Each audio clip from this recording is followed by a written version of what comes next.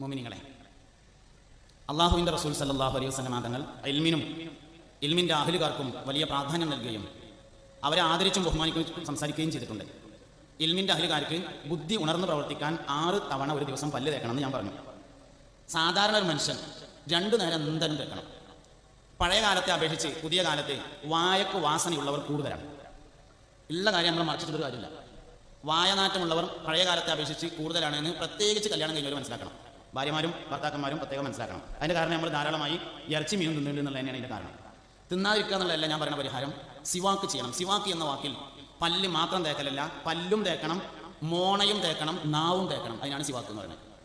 പല്ല് തേക്കൽ ചർച്ച ചെയ്ത എല്ലാ സ്ഥലത്തും പല്ലിന് നീളത്തിനും പിന്നെ നാവിന് നീളത്തിലും പല്ലിന് വീതിയിലും തേക്കണം എന്ന് പറഞ്ഞിട്ടുണ്ട്.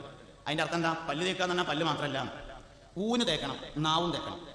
ആമാശയത്തിൽ നിന്ന് കയറി വരുന്ന 200-ൽ പരം ഇനം ഉഷ്ണജീവികൾ നാവിൽ തങ്ങി നിൽക്കും.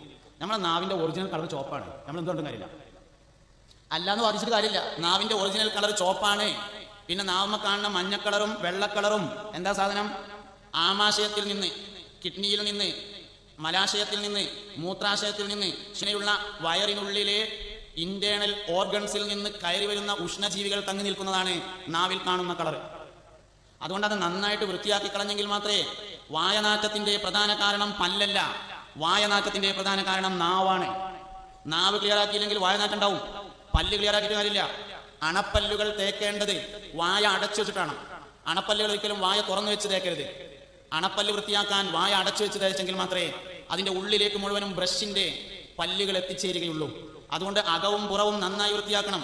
എപ്പോഴെല്ലാം പല്ല് തേക്കുന്നുണ്ടോ അപ്പോഴെല്ലാം നാവും വൃത്തിയാക്കണം. നമ്മളെ കൊണ്ട് വേറെ ആൾക്ക് ബുദ്ധിമുട്ടുണ്ടാവരുത്.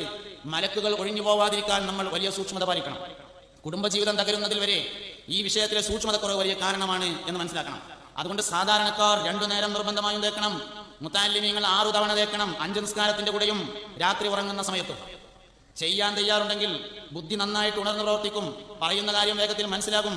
മനസ്സിലാകുന്നത് ഉൾക്കൊള്ളാൻ വേണ്ടി പറ്റും. ജീവിതത്തിൽ വലിയ മാറ്റം ഉണ്ടാവും. അതുപോലെ ശ്രദ്ധിക്കേണ്ട വേറൊരു കാര്യമാണ്, രാത്രി ഉറങ്ങുമ്പോൾ എല്ലാവരും ശ്രദ്ധിക്കേണ്ട, മുത്തഅല്ലിമീങ്ങൾ പ്രത്യേകം ശ്രദ്ധിക്കേണ്ട ഒരു കാര്യമാണ്. രാത്രി ഉറങ്ങുമ്പോൾ നിർബന്ധമായും ശരീരത്തിന്റെ വെളുത്ത ഭാഗങ്ങൾ സോപ്പിട്ട് കഴുകി വൃത്തിയാക്കണം. മുഖം, കയ്യിന്റെ ഉൾഭാഗം, കാലിന്റെ ഉൾഭാഗം, വെളുത്ത ഭാഗം.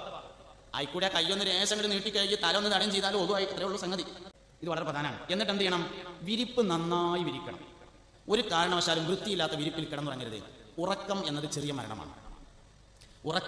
മരണമാണ്. ഒരാൾ എങ്ങനെയാണോ ഉറങ്ങുന്നത് അങ്ങനെ മരിക്കും.